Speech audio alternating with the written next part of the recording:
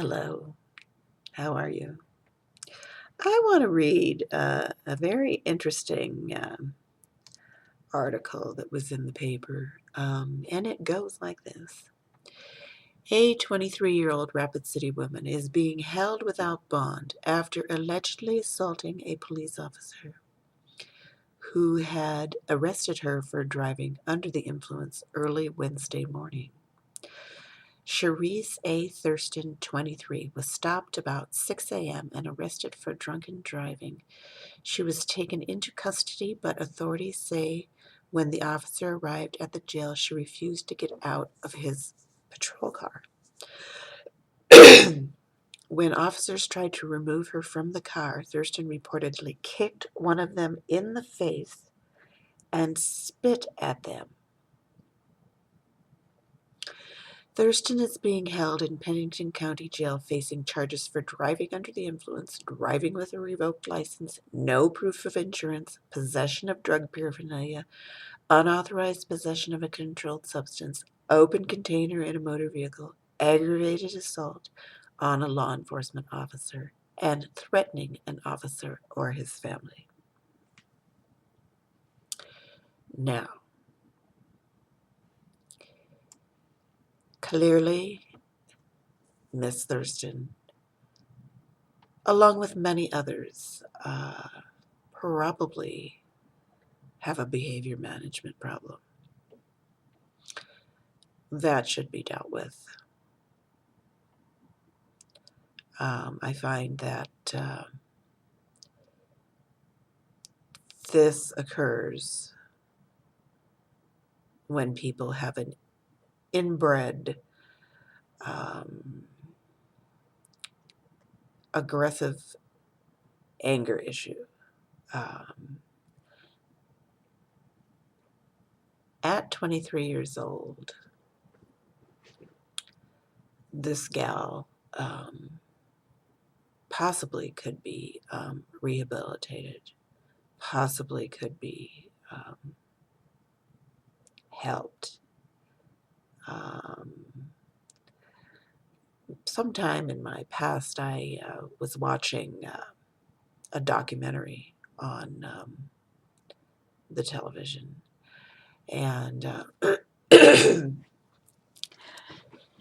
amongst the discussion was that when somebody is aroused or cajoled out of an unconscious state of mind,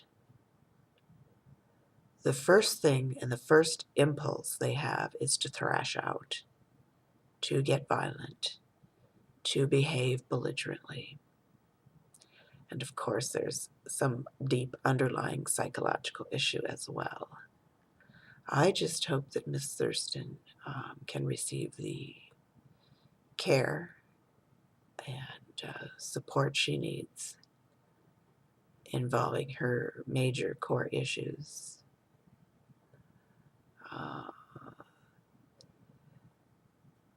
I too once was totally unconscious and lying in the middle of a highway when accosted by police. And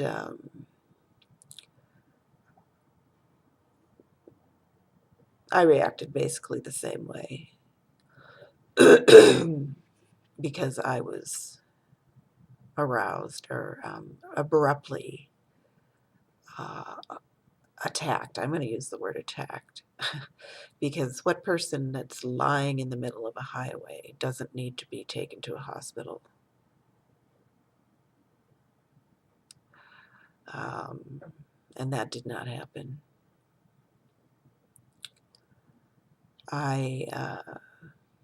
Years and years ago, I had a traumatic incident happen to me when I was very young. Then shortly after that, at a public pool, I had another tragic incident happen to me that probably affected my frontal lobe. So once again, sorry that I wasn't able to get a proper education when I could have, but my brain did not function in the manner that it should. Decision making is only for the minds of those who do not receive any traumatic uh, association happen in their lives. True, they say that,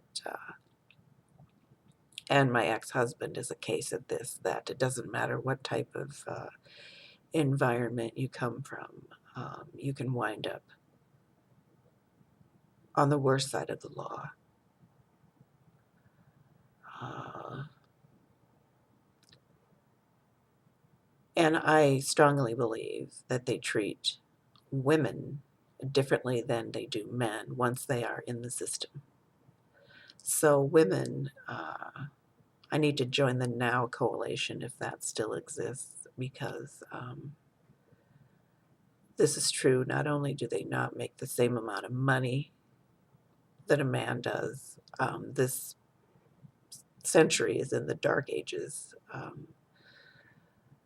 as far as I'm concerned, in women's rights, women's progress, women's catapulting to the forefront of, even though now they say, oh my God, Mr. Obama has done so much for women. Okay, why is everybody now, as I notice on television, trying to figure out who's going to be the new president in 2016?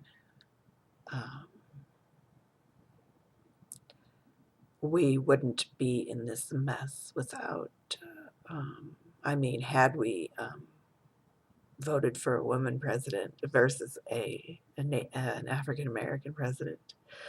So,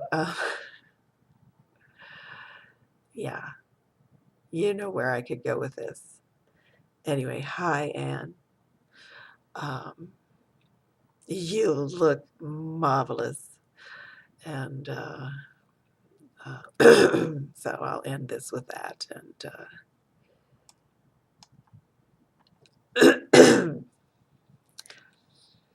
it's such a pity